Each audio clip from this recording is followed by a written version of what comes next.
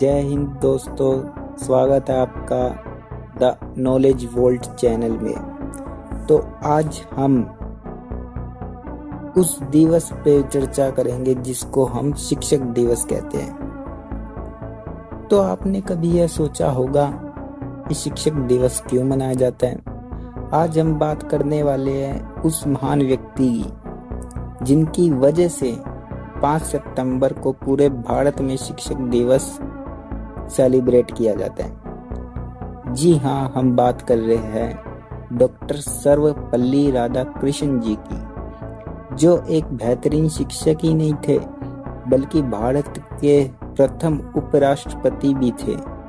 तो इस वीडियो को अंत तक जरूर देखें, क्योंकि इस वीडियो से आपको उनके जीवन की और महत्वपूर्ण जानकारी उपलब्ध होगी। तो डॉक्टर राधाकृष्णन जी का जन्म 5 सितंबर 1888 को हुआ था, तमिलनाडु के तिरुतन्नी नामक गांव में।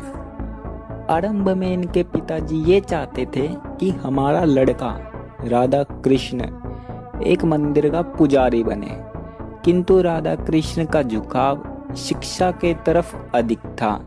इसलिए राधा कृष्ण जी एक बड़े शिक्षक बने और एक बड़े दार्शनिक मार्ग पर चल दिए। उन्होंने अपनी शुरुआती पढ़ाई तिरुपति में की और फिर मद्रास क्रिश्चियन कॉलेज से दर्शन शास्त्र की डिग्री प्राप्त की। यहीं से उनकी शिक्षा और ज्ञान की यात्रा बढ़ने लगी। फिर उन्होंने कुछ समय बाद मद्रास प्रेसिडेंसी कॉलेज, मैसूर विश्वविद्यालय और कलकत्ता विश्वविद्यालय में प्रोफेसर के रूप में भी काम किया। तो डॉक्टर सर्वपल्ली राधाकृष्णन जी के नाम से भारत में कई मेडिकल कॉलेज खुले गए हैं, जिनमें से कुछ प्रमुख इस प्रकार हैं। Doctor Radhakrishna government medical college Hamirpur. यह मेडिकल कॉलेज हिमाचल के हमीरपुर में है, जो 2018 में इसकी स्थापना हुई थी। Doctor Sarvepalli Radhakrishna government arts college Yanam, ये यानम में है। यह कला महाविद्यालय पांडुचेरी के निकट है और इसकी स्थापना 1973 में हुई थी। डॉक्टर सर्वपल्ली राधाकृष्णन राजस्थान आयुर्वेद विश्वविद्यालय जोधपुर, ये राजस्थान के जोधपुर में है। सर्वपल्ली राधाकृष्ण विश्वविद्यालय भोपाल, यह मध्य प्रदेश की राजधानी भोपाल में स्थित है और यहाँ विभिन्न विषयों में उच्च शिक्षा दी जाती है। इनके अलावा देश के विभिन्न हिस्सों में भी राधा कृष्ण जी के नाम पर कई स्कूल, कई कॉलेज स्थापित किए गए हैं, जो शिक्षा के क्षेत्र में उनके महत्वपूर्ण योगदान को दर्शाता है। उन्होंने वेदांत दर्शन पर कई किताबें लिखी और पश्चिमी देशों में भारतीय संस्कृति का प्रचार किया। वे मानते थे कि एक शिक्षक का काम केवल पढ़ाना नहीं, बल्कि छात्रों के जीवन को संवारना होता है। डॉक्टर सर्वपल्ली राधाकृष्णन जी की प्रमुख किताबें। तो डॉक्टर सर्वपल्ली राधाकृष्णन ने वैसे कई किताबें लिखी हैं, जिनमें से कुछ प्रमुख है। रविंद्रनाथ टैगोर का दर्शन 1918, हिंदू जीव दृष्टि 1926, भारतीय दर्शन, आदर्शवादी जीवन दृष्टि, धर्म और समाज, प्रधान उपनिषद, ब्रह्म सूत्र, आध्यात्मिक जीवन का दर्शन, परिवर्तन विश्व में शील, सृजनशील जीवन, ऐसी अनेक किताबें राधा कृष्ण जी ने अपने जीवन में लिखी। इन किताबों के माध्यम से उन्होंने भारतीय वेदांत, उपनिषद, भगवद गीता, बौद्ध धर्म और भारतीय संस्कृति को गहराई से समझने में मदद की है। डॉक्टर सर्वपल्ली राधाकृष्णन ने भारत में कई संस्थाएं स्थापित की है। आइए जानते हैं 1952 से 1962 के बीच डॉक्टर सर्वपल्ली राधाकृष्णन ने शिक्षा, लोकतंत्र और विदेश नीति में क्या योगदान दिया था? तो भारत के पहले उपराष्ट्रपति 13 मई 1952 को राधाकृष्णन जी उपराष्ट्रपति बने, भारत के पहले। और वे इस कार्यकाल में 2 बार रहे। राज्यसभा के सभापति के रूप में उन्होंने संसद में लोकतांत्रिक प्रक्रियाओं को काफी मजबूत किया। उन्होंने संसद में बहस के स्तर को ऊंचा रखा ताकि नैतिकता और तर्कशीलता पर जोर और दिया जा सके।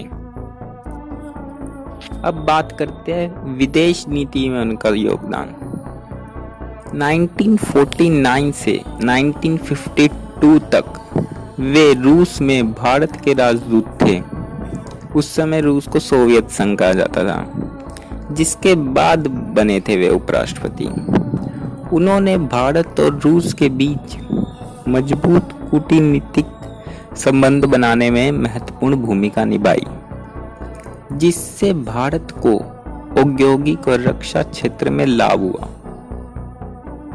1956 में उन्होंने देश की कई यात्राएं की, जिससे भारत की अंतर्राष्ट्रीय संबंध बढ़े।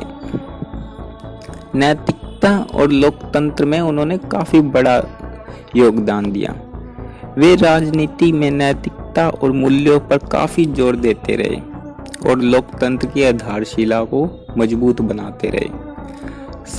साहित्य और लेखन में भी उनका काफी जोर था।